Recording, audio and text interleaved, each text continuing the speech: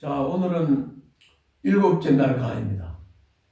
오늘은 제가 이렇게 옷도 좀 갖춰 입고, 이렇게 화분도 놓고, 이렇게 시작을 하겠습니다. 자, 일곱째 날 강의의 첫 시간은 예수 그리스도, 그리고 둘째 시간은 성령입니다. 예수 그리스도의 수업 목표는 완전한 인간이시고 무한한 하나님이신 예수님에 대해서 공부하는 시간입니다. 그분이 나에게 어떤 의미가 있는지를 우리가 가르쳐서 깨우치는 겁니다. 그리고 그 예수님을 영접하고 싶은 마음을 가지도록 하는 것입니다. 어제 말씀드린 대로 암송 구절은 10과까지는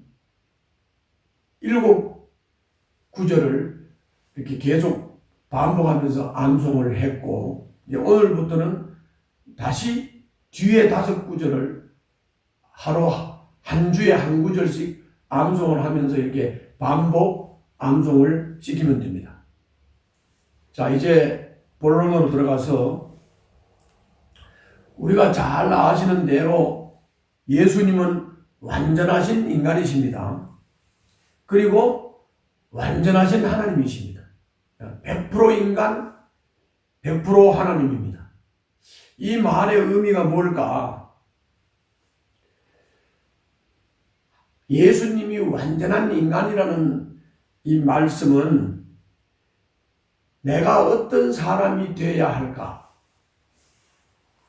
다시 말하면 우리 인간의 표상이 되는 것이 바로 예수님입니다.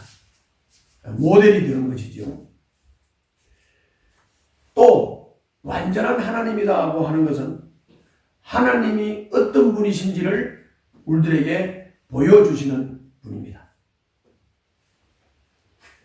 예수님이 공생의 사역을 하실 동안에 죄인을 나무라지 않으셨다든지 불우한 이웃에 대해서 관심을 가지고 긍휼히 여기고 자비를 베푸셨다든지 종교주의자들을 싫어하고 또 그리고 끝까지 주님께 매달리면서 은혜를 구할 때 그 기도를 들어주신 것이라든지 이런 것들은 다 하나님의 모습입니다. 하나님의 성품입니다. 그 다음에 예수님을 우리가 부를 때 이렇게 부르지요. 그리스도, 나사렛 예수, 주 이렇게 부르죠.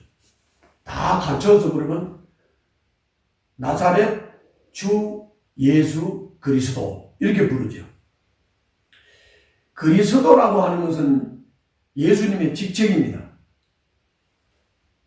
기름 부음을 받은 자라는 뜻입니다.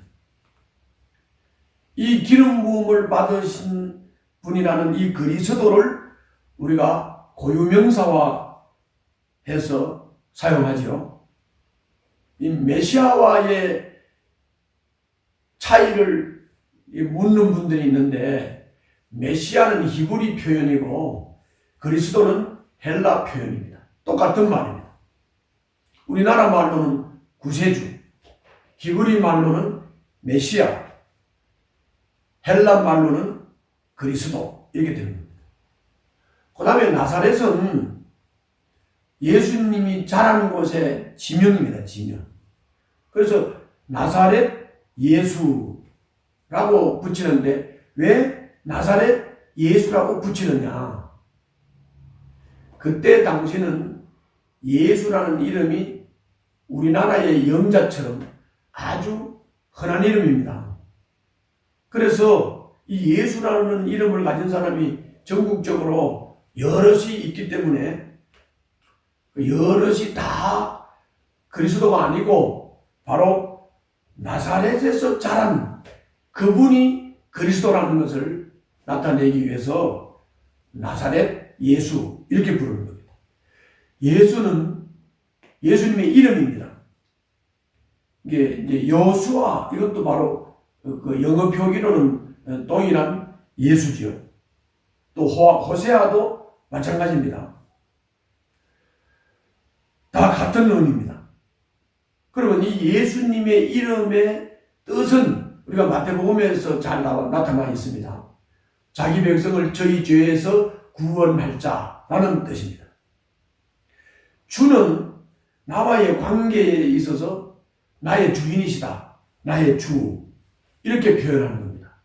그래서 나사렛에서 자라신 분, 나의 주님이 되시는 예수, 자기 백성을 저희 죄에서 구원하신다는 이름을 가진 예수, 그분은 그리스도다. 그런 뜻이죠. 자, 그러면 이제 파워포인트를 보여주면서 이게 하나하나 단계적으로 설명을 하면 되겠습니다. 자, 인간 예수님에 대해서 이제 구체적으로 좀 살펴보도록 하겠습니다. 자, 예수님은 인간이라고 했습니다. 그러면 우리나라 같으면은 인간이라면 우리 대한민국 국민이라면 누구나 주민등록이라는 게 있죠. 그래서 그 주민등록에 그 사람의 조상부터 내력이 쭉 기록이 되어 있는 것입니다. 마찬가지로 예수님도 인간이시라고 하면 예수님도 주민등록과 같이 그 예수님의 족보를 포함해서 그 주민등록에 나타나 있는 모든 내용들이 다 증명이 돼야 되는 것이죠. 그래서 그거를 살펴보도록 하는 것입니다. 자, 예수님이 어느 지파에 속했지요? 예수님은 누구의 후손이죠? 그분이 인간이라면 어느 집안에 어느 자손으로 왔는지 우리가 증명해야 될 것이 아닙니까? 그래서 그거를 증명을 하도록 하겠습니다. 먼저 마태복음 1장 1절을 찾으세요. 마태복음 1장 1절.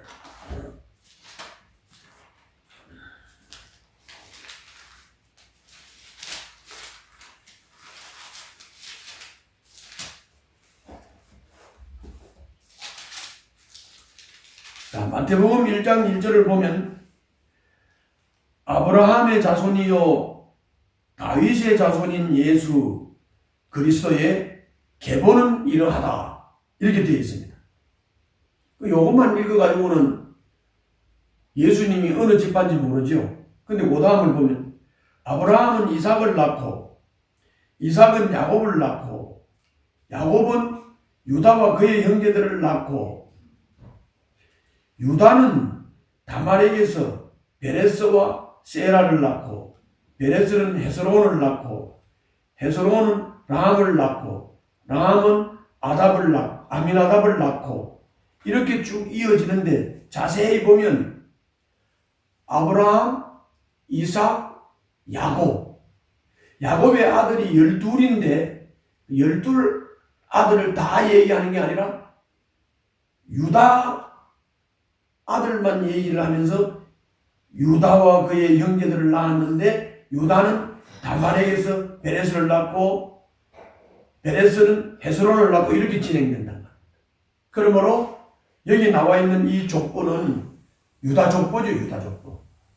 그래서 예수님이 속한 지파는 유다 지파다. 자, 다음에는 누가복음 2장 4절을 보시죠. 누가복음 2장 4절.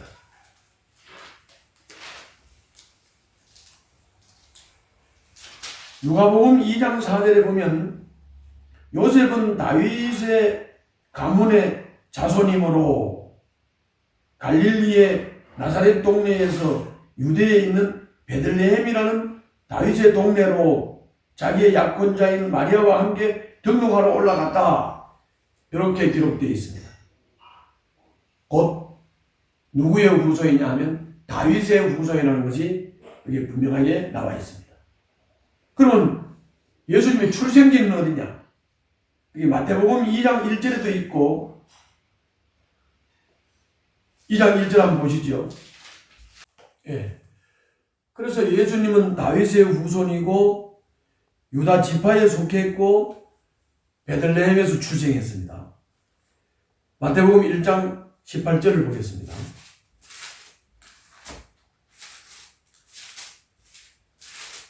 마태복음 1장 18절을 보면 예수 그리스도의 태어나심은 이러하다.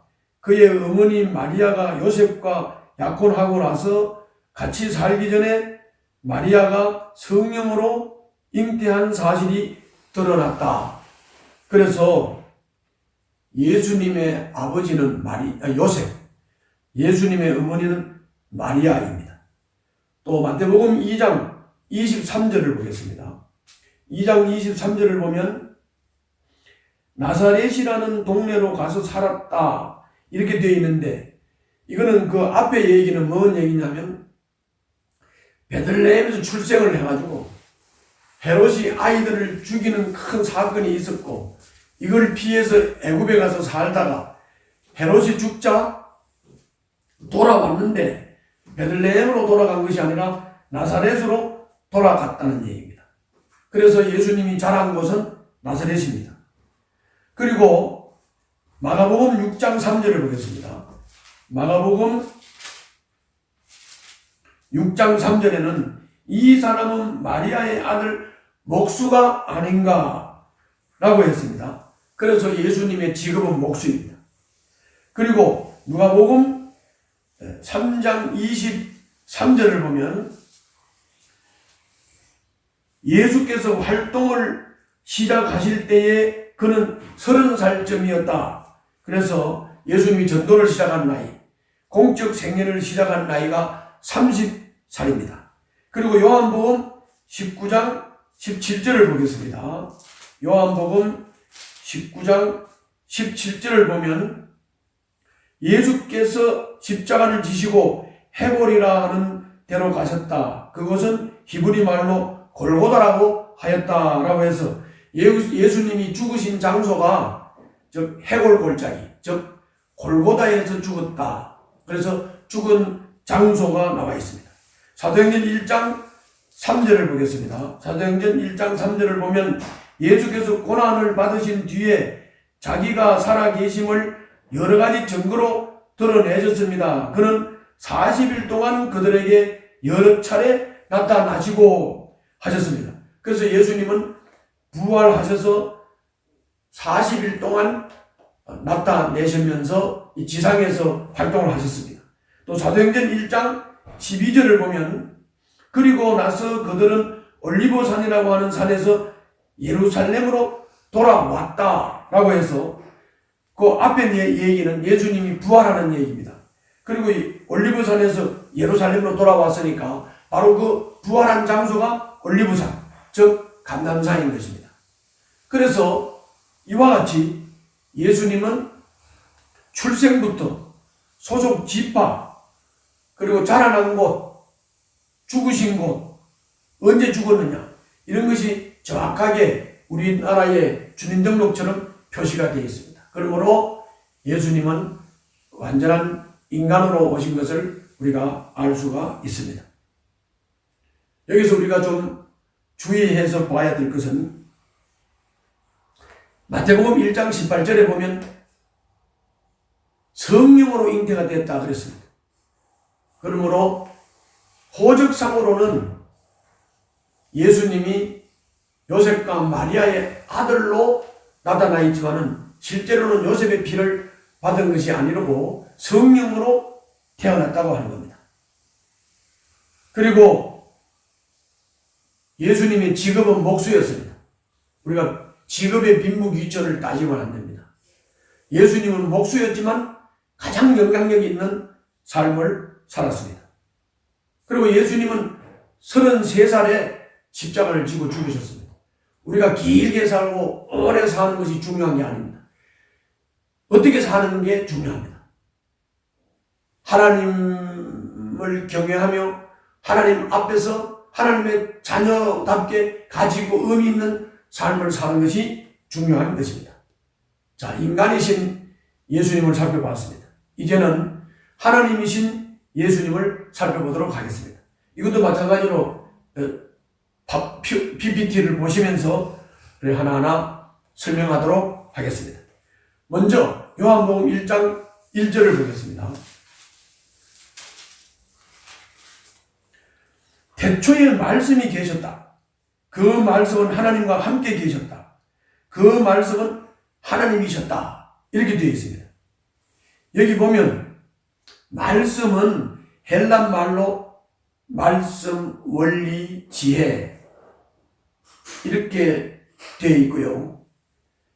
광범위한 의미를 가지고 있다는 것을 알 수 있죠. 그런데 중요한 것은 바로 이 말씀이 하나님과 함께 계셨다. 그래서 하나님과 말씀 두 인격이 1장 1절에 나옵니다. 여기서 우리는 두 인격이 나오기 때문에 삼위일체 하나님을 우리가 여기서 볼 수 있습니다.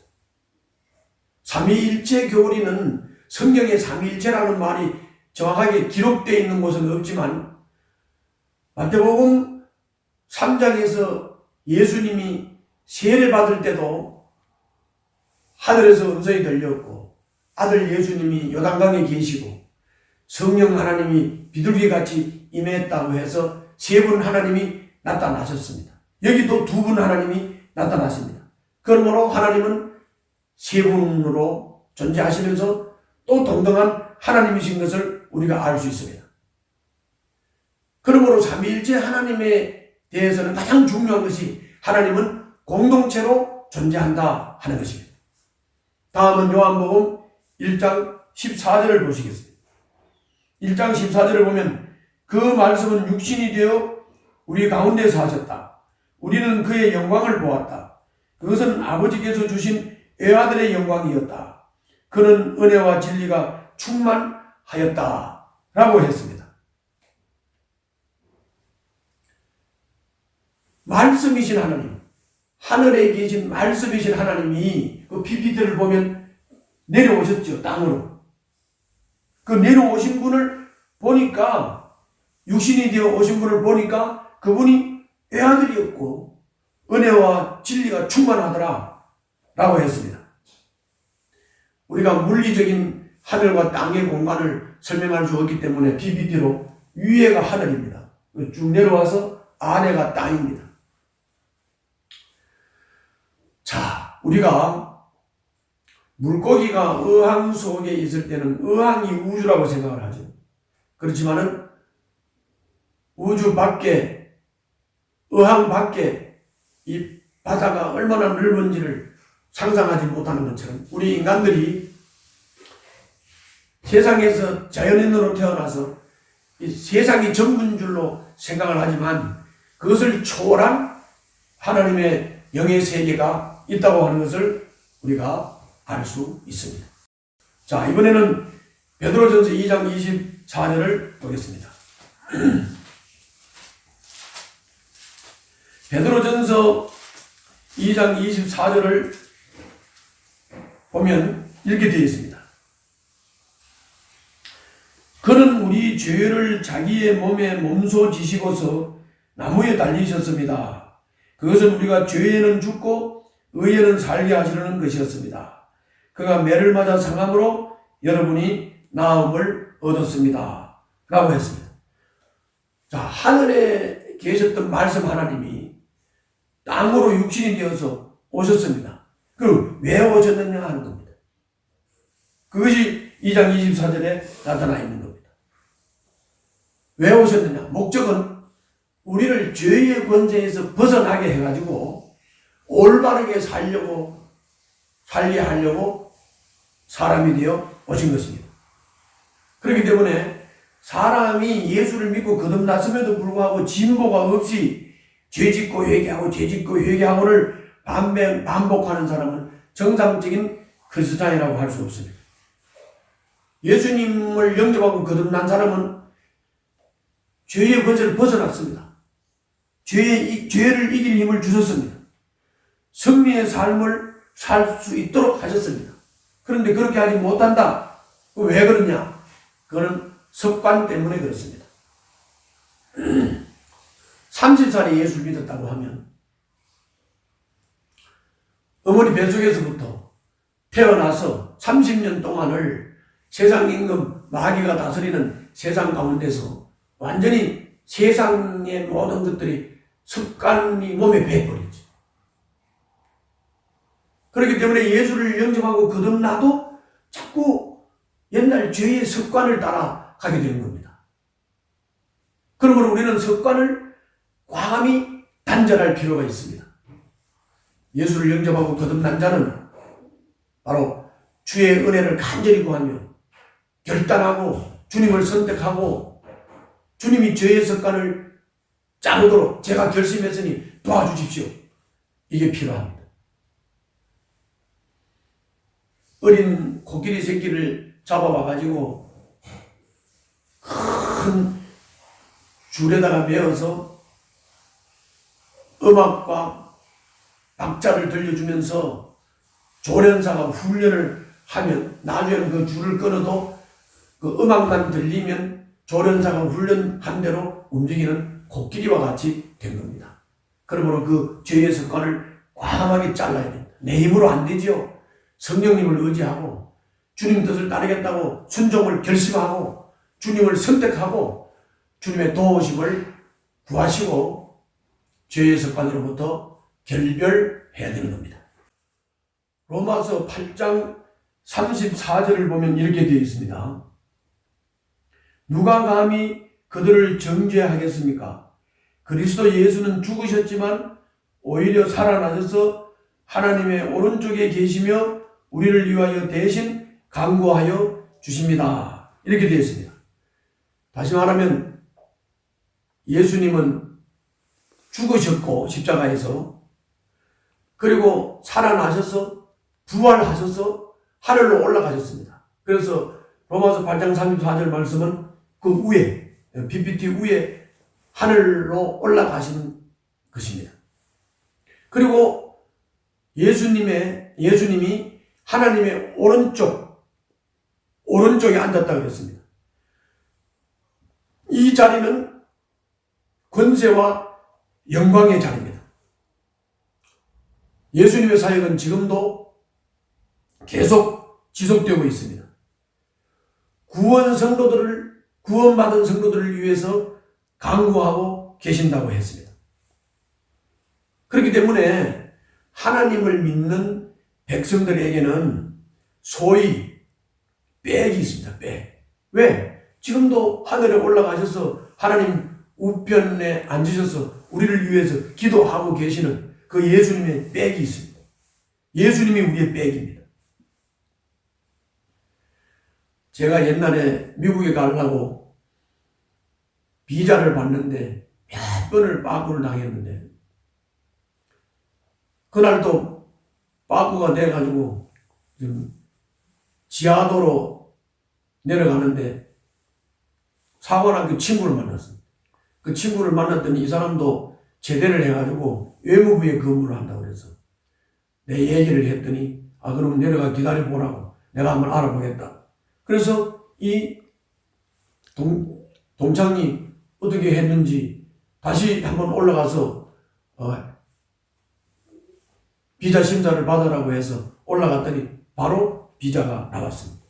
아니 외무부에 사무관급만 돼도 이렇게 미국 비자가 쉽게 나오는데 천지 만물의 주인이시고 하늘과 땅의 권세를 가지신 예수님이 우리의 빽이라고 하면 우리는 걱정할 게 없습니다. 염려할 게 없습니다. 자, 우리가 세상을 살려고 할 때 도움의 손길이 필요하죠. 내 노력으로는 되지 않습니다.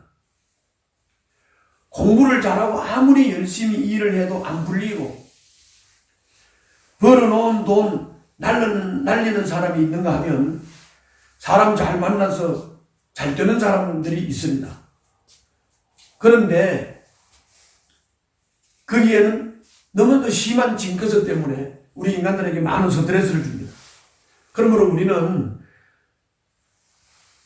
사람에게 손을 벌리지 말고 사람을 의지하지 말고 하늘의 백, 예수님의 백을 쓰시기를 바랍니다. 자, 다음은 마태복음 24장 30절입니다.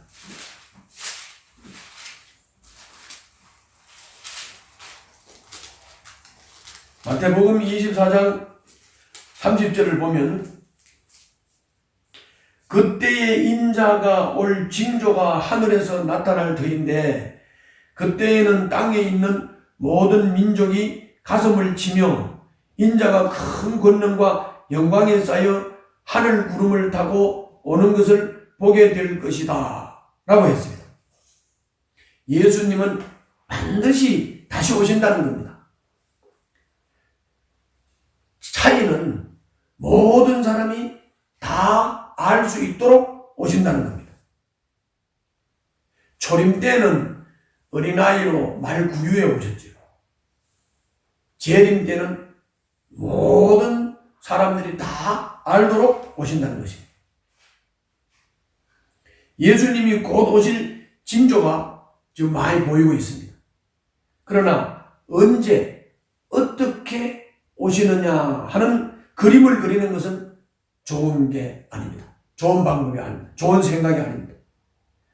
1000년 후에 오셔도 괜찮게끔 준비하며 살아야 합니다. 지금 당장 오셔도 괜찮도록 준비하고 살아야 합니다. 그러므로 우리가 믿는 예수님은 이와 같이 사람이면서 하나님이십니다. 그 예수 그리스도가 우리의 구주이십니다. 이렇게 예수님에 대해서 첫 시간을 마치고 그리고 이제 숙제 확인하고 질의응답을 통해서 답도 알려준 다음에 다시 두 번째 시간을 시작합니다. 두 번째 시간은 성령입니다. 성령. 그 성령의 수업 목표는 성령 세례, 또 성령 충만, 또 성령의 은사, 성령의 열매 등 혼돈되기 쉬운 성령님의 사역에 관한 용어를 설명해 주고 성령님을 실제적으로 설명해 주어서 다음 주에 성령 체험의 기대를 가지게 해주는 것이 이 시간의 목표입니다. 주제가 부르고 또 암송도 첫 시간에 체크를 하고 하는 것은 반복하지 않아도 꼭 시간마다 인도하는 목사님이 이렇게 잘 하셔야 됩니다. 자, 그러면은 성령 운동의 역사에 대해서 잠깐 말씀드리겠습니다. 예수님을 영접하면 초자연적인 삶을 살 수 있는 이유가 바로 성령님 때문입니다. 성령님의 역사는 잊혀져 있다가 20세기 초부터 불이 붙기 시작을 했습니다. 그 성령운동의 일파가 1900년도 오순절 운동입니다. 미주리 신학교에서 시작이 됐죠. LA 아주사 거리에서 부흥회를 할 때 강렬한 성령님이 임재를 하셔서 강렬한 성령의 체험을 했고 이것이 오순절 교파의 시작입니다. 그리고 성령운동 2파는 1950년도의 운동입니다. 방언을 구원과 연결시키지 않고 기존 교단에 머물러 있으면서 성령운동을 한 것입니다. 성령운동 3파는 1980년대에 복음주의 선교사들 사이에서 그 능력을 사모하면서 시작된 운동입니다. 치유와 방언에 대한 자연스러운 접근을 하도록 한 것입니다. 그 찰스 크래프트라는 사람이 크리스티아니티 위드 파워라고 하는 능력 기독교라고 하는 책에서 이렇게 말했습니다. 예수 그리스도 이름으로 병자를 위해서 기도를 하면 즉시 낫는 것이 30%. 계속 기도하면 점진적으로 낫는 게 40%. 이렇게 되면 거의 70%가 병이 낫는 거죠. 그러므로 병자를 위해서 기도하라는 겁니다. 병자를 위해서 기도하고 치유의 경험과 체험을 하도록 해주라고 하는 것입니다. 이 성령 산파 운동은 복음주의 선교사들이 열심히 복음을 전해서 이게 어느 정도 좀 믿음을 갖는가 하면 그 무속 신앙의 유혹을 받게 되는데, 그게 뭐냐면 뭐 아이들이 아프다든지 또 병이 들었다든지 할 때 꼭 병이 들거나 아프거나 하면 옛날에 하던 그냥 주술을 이용하고 뭐 무당을 부르다 구설하고 하더라는 것이죠. 그래서 이 기독교가 능력이 있어야 되겠다. 그래서 바로 이 치유사역을 통해서 능력을 나타내야 되겠다 해서 일어난 운동입니다. 이게 성령의 운동 역사입니다. 자, 이 시간에는 먼저 성령 체험 시간을 이제 다음 주에 가지게 되는데, 이 성령 체험 시간을 어떻게 준비하라는 것을 잠깐 제가 말씀을 드리고 이제 본론으로 들어가도록 하겠습니다. 성령님은 체험될 수 있는 분입니다. 이제 다음 주일에는 이제 수업이 끝나고 성령 체험 시간을 한 3, 40분 갖게 됩니다. 성령 체험 시간이라고 하는 것은 뭐냐? 오늘 강의를 잘 들으시고 오늘 배운 성령님의 사역 중에 하나를 뽑아서 주님 앞에 간구하면서 성령의 나타나심을 기다리는 시간이 성령 체험 시간입니다. 성령님께서는 내가 너를 위해 뭘 해주랴? 이렇게 물으실 때, 예, 제가 이것을 원합니다 라고 말할 수 있는 한 가지 제목을 준비해가지고 오시기 바랍니다. 예를 들어서 뭐 질병을 치료해 달란다든지, 마음의 상처를 치유해 달란다든지, 믿음을 달란다든지, 은사를 달란다든지, 소명을 달란다든지, 악습에서 자유롭게 해달란다든지, 갈 길을 보여달란다든지, 이런 기도 제목들을 준비해가지고 오시기 바랍니다. 뭐 이렇게 이제 강의를 들으시고 내가 받고 싶은 은사가 있으면 내가 요 은사를 달라고 그렇게 기도 제목을 준비해도 됩니다. 추상적이거나 응답에 시간이 걸리는 제목은 피하시고, 예를 들어서 뭐 부모님을 구원해 주십시오, 직장을 얻게 해 주십시오, 이렇게 막연한 이렇게 기도 말고 이렇게 확실한 기도를 해 주시기 바랍니다. 응답을 확실히 느끼고 체험할 수 있는 기도 제목이고 분명한 기도 제목이면 더욱 좋겠습니다. 가능하면은 다음 주 수업 시간이 있는 날은 하루 종일 금식을 하고, 힘든 사람은 저녁 한 끼라도 금식을 하고 참석하시면 좋겠습니다. 자, 여기서 저녁에 수업을 하는 데는 저녁 한 끼 금식이고, 낮에 수업을 할 때는 낮 한 시간을, 식사 시간을 금식하는 걸로 이렇게 안내를 하고, 교회 생명의 상 공부를 언제 하느냐의 상황에 따라서 하시면 되겠습니다. 식사 시간이 없기 때문에 다음 주에는 간식이 필요가 없습니다. 정상으로 수업을 하고 바로 식사를 안 하는 시간과 좀 강의를 조금 절약을 해서 성령 체험 시간을 한 3, 40분 동안 가지게 됩니다. 그렇게 준비해 주시기 바랍니다. 그러면 우리 목사님들은 성령 체험 시간을 가지는 요 근거에 대해서는 우리 목사님들은 요 근거를 좀 알고 계신 게 좋겠습니다. 그래서 고린도전서 12장 7절에 성령을 나타내 주시는 것, 그것이 바로 성령 체험인데, 성령 체험하면 성령이 나타나시는 것을 내가 경험하는 것입니다. 경험하는 것. 그러니까 성령의 나타나심이 그 성령의 나타나심을 표현합니다. 그 말이죠. 예수님을 영접할 때 우리가 성령을 받지만 내주하시는 성령이 외적으로 표현된다는 의미다. 그래서 성령 체험은 이 나타내심을 기다리는 시간이다. 그렇게 이해하시면 되겠습니다. 또 생명의 삶을 이미 도입한 교회 가운데 카리스마적 성령 체험이 없는 많은 목회자님들도 이 시간에 성도님들에게 성령님이 나타나심을 경험한다고 하는 많은 사례 발표가 있습니다. 그래서 성령을 체험했다고 경험했다고 하면서 놀라는 분들이 있습니다.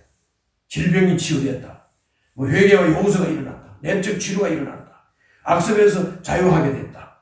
은사를 발견하게 됐다. 등등의 역사가 일어난다고 이렇게 사례를 발표하고 간증을 하는 사례가 많습니다.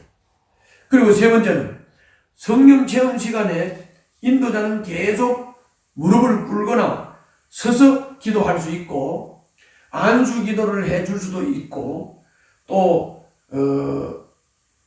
있는데 이런 방법은 썩 중요하지는 않습니다.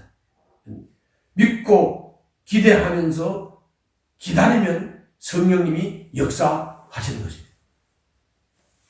자, 그러면 이제 본론으로 들어가서 에베소서 4장 30절입니다. 에베소서 4장 30절.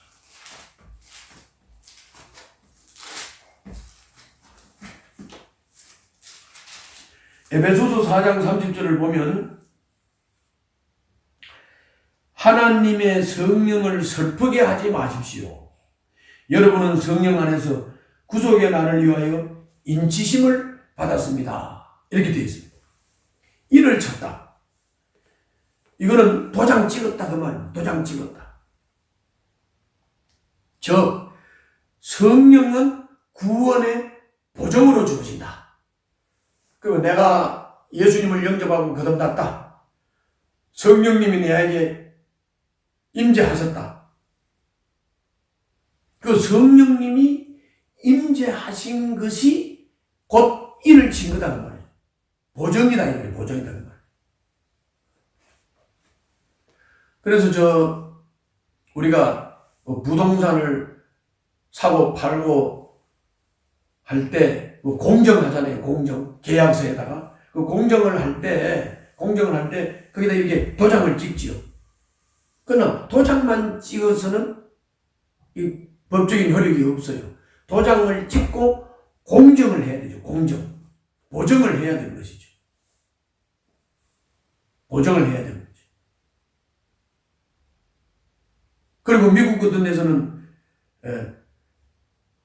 소를 사고 팔 때 이게 자기 소다 하는 것을 표시하기 위해서 그 엉덩이에다 도장을 찍는다. 예수를 믿고 거듭났다. 하나님의 자녀다. 성령으로 도장 찍는다. 이런 말이에요. 성령은 예수님을 영접할 때 받는 것입니다. 그리고 예수님을 영접할 때 바로 받는 성령, 이건 단회적인 사건이다. 단회적인 사건. 어떤 교단에서는 예수님 영접 후에 성령 세례를 받는다고 가르치지만 이거는 용어의 차이일 뿐이고 큰 문제를 삼지 않는 것이 좋겠습니다. 자, 성령님이 내가 예수를 영접함으로 내 안에 들어오셨어요. 들어오셔서는 떠나지 않아요. 떠나지 않아요. 그렇기 때문에 여기 성령님을 슬프게 하지 말라 이렇게 말씀한 거예요. 내가 죄를 짓거나 잘못하면 떠나버릴 것 같으면 슬프게 하지 말라는 표현을 안 하는 거죠. 성령님이 내 안에 들어오셔서 떠나지 않으시기 때문에 내 안에 계신 그 성령님이 내가 죄를 범할 때 막 괴로워하고 슬퍼하신다 그 말이죠. 그런데 왜 예수를 영접하고 거듭난 사람이 성령님이 내 안에 계신데 왜 느끼지를 못하고 살아가는 걸까요? 그건 다른 게 아닙니다. 성령님을 인정하고 성령님께 묻고 성령님의 다스림을 따르고 순종하고 이런 자세로 살아야 되는데 그게 아니고 내 마음대로 살기 때문에 성령님을 느끼지 못하고 살아가는 겁니다. 다음은 에베소서 5장 18절을 보겠습니다.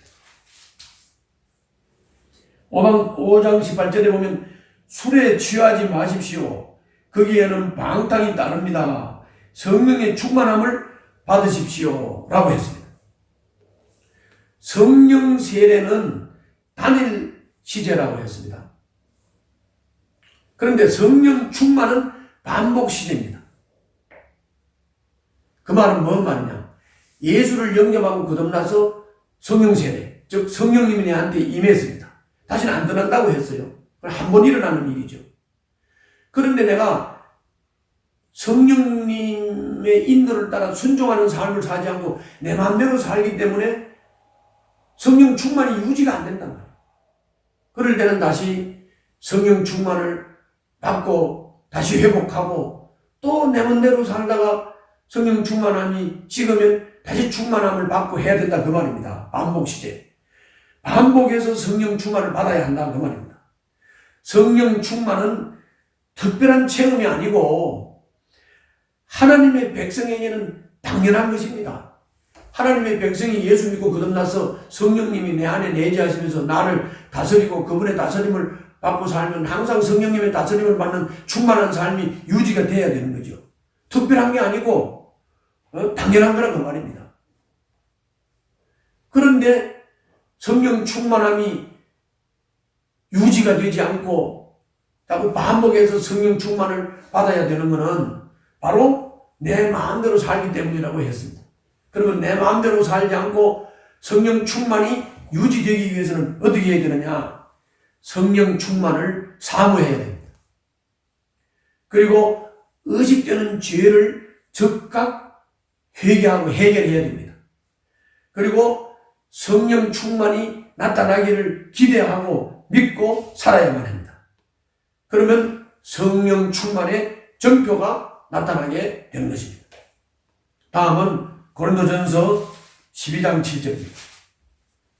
고린도전서 12장 7절을 보면 각 사람에게 성령을 나타내 주시는 것은 공동 이익을 위한 것입니다. 라고 했습니다. 성령의 은사는 그리스도 공동체, 다시 말하면 교회 공동체의 유익을 위해서 주신 것이고 유익을 위해서 나타나시는 것입니다. 개인의 유익을 위해서 체험을 추구하는 것은 아닙니다.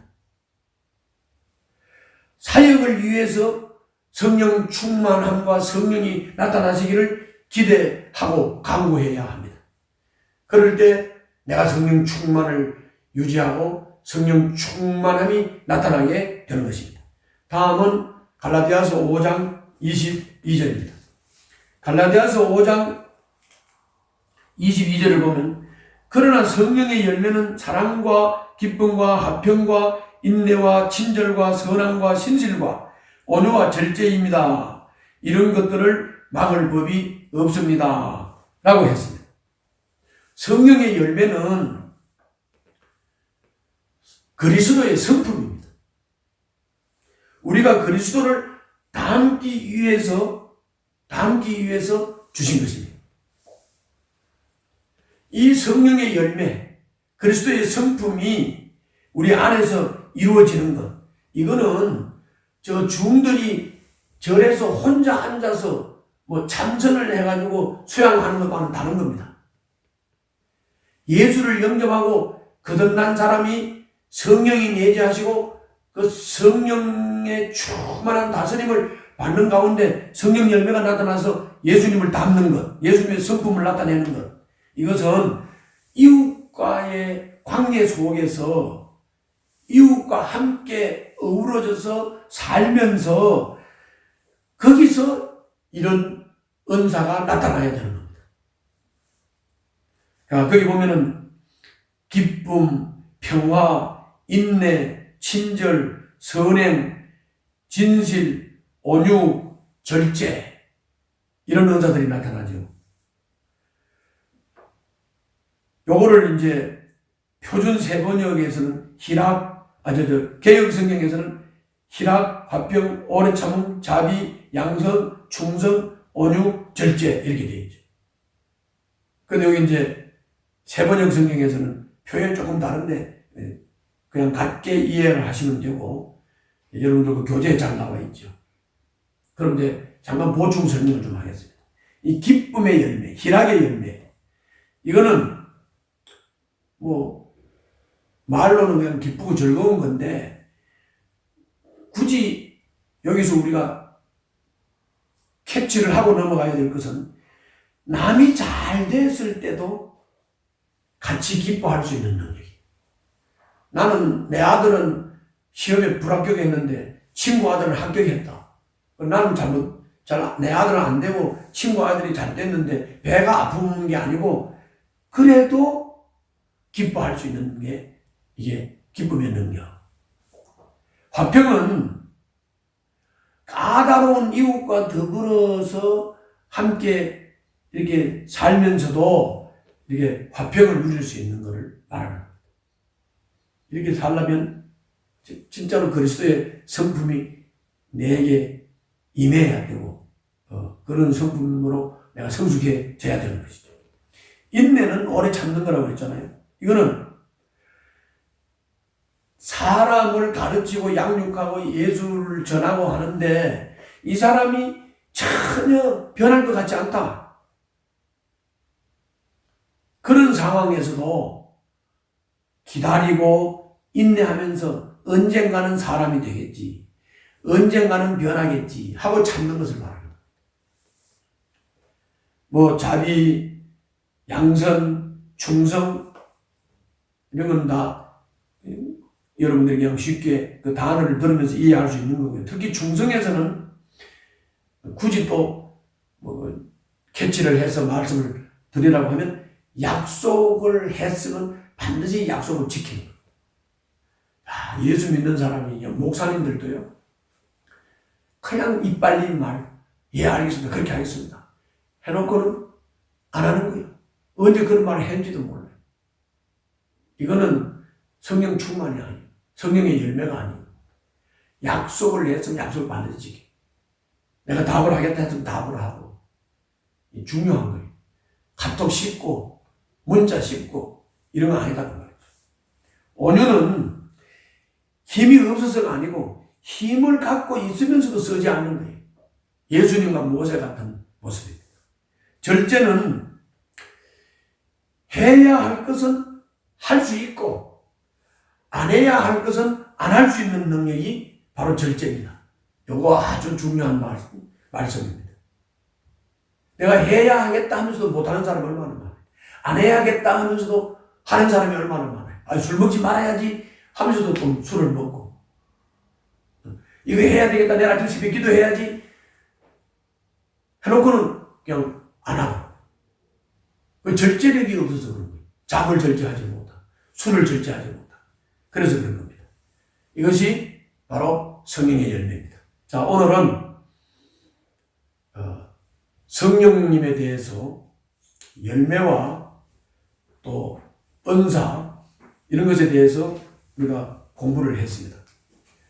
그 은사의 유익에 대해서도 공부를 했고 은사를 왜 주느냐에 대해서도 공부를 했습니다.